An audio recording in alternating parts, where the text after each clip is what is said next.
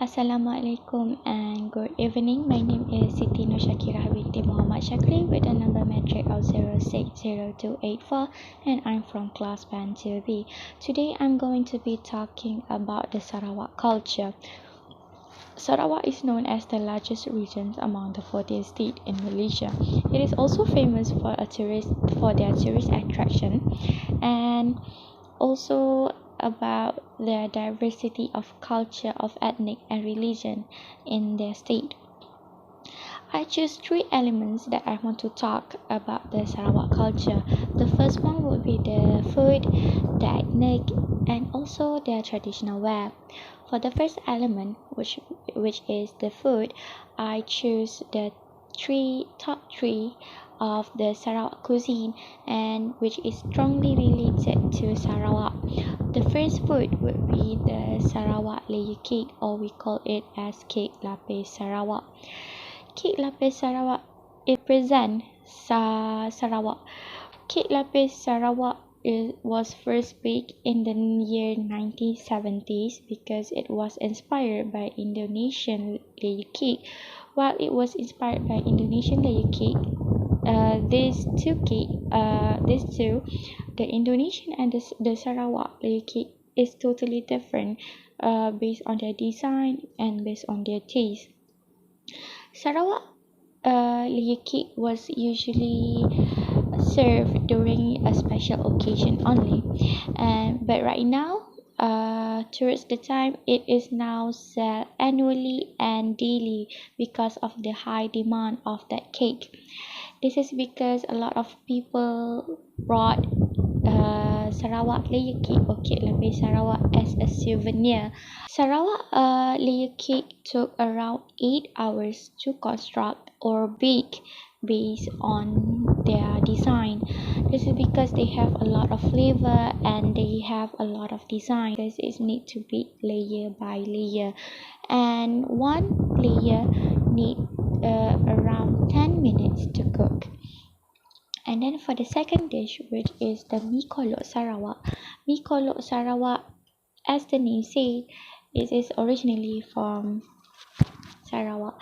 It is a Sarawak Malaysian Chinese style of noodles, and the name kolok was actually brought from Cantonese Chinese, which means dry mix. This is because mi kolok Sarawak is served dry and it just has enough of soup that you need when you mix the noodles, and it is served it is made from an egg, springy egg noodles, and it is topped with sliced meat or chicken, and also has a minced meat on top of it, a little bit scallop and some fried onion. And the third dish would be the laksa Sarawak. Laksa Sarawak was emerged into Sarawak after the World War II. This happened because there was a Chinese immigrant that selling this type of noodle through the Kuching Carpenter Street in the year 1945, and through the year it is become known, and it was also featured in one cooking show that was hosted by Anthony. And Laksa Sarawak also has their own special piece, which you need to brought it originally from Sarawak if you want to make the Laksa Sarawak. Even the Malaysia Airline Company has to buy that special piece to make Laksa Sarawak that was in their menu to serve. For the second element is the ethnicity. The ethnicity, if you look into the Sarawak population, there should be around 26 or 27 of ethnic groups in Sarawak, and the largest ethnic group would be the Dayak community. This is because the Dayak community has a lot of branches, and one of them is the Iban, which is known as the Sea Dayak. And this Dayak community took around 40% of the population in Sarawak, which involved the Iban, Bidayo, Melanau, Orang Ulu, and so on. For the second largest population would be the Chinese population. The Chinese population are around 24% of the population, and they often stay in the urban area. And the last ethnic would be the Malay ethnic group. Malay ethnic group has around 24%, nearly the same as the Chinese population, and they also live around the urban area, same as the Chinese. And for the last element would be the traditional wear. For this traditional wear, I choose two ethnic that I want to talk about the traditional wear, because the traditional wear is represent the Sarawak as the Sarawak culture. The first one would be the Iban ethnic.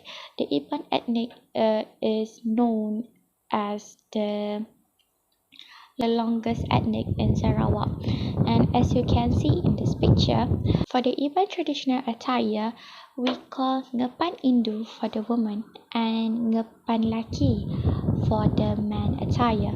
And for the woman attire, a woven skirt that called kain kebat, and they will wear a high corset with a belt, and they will wear high headdresses, just seems like branches with leaf on top of it. And for the accessory, they would wear earrings, silver bracelet, silver necklace, a leg bracelet, a colorful chest adornment, and selempai. Through the year, the woman attire, they would rarely wear the leg bracelet because of the weight of that thing. And for the men, they would wear a short sleeve vest. For the men attire, they would wear a long sleeve vest, and they would wear a lingkor, which called as the sirat, a headgear that have feather on it, a belt, an anklet made from silver, and an Iban sword to finish their look. And for the second ethnic would be the Bidayo traditional wear.